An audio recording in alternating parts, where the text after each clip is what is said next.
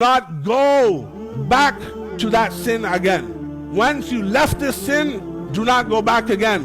Hazrat Ka'b ibn Malik radiyallahu ta'ala anhu, he has mentioned that Nabi sallallahu alayhi wasallam said that the one that goes back to his guna after the month of Ramadan, Allah does not accept his rosas. Don't we see this?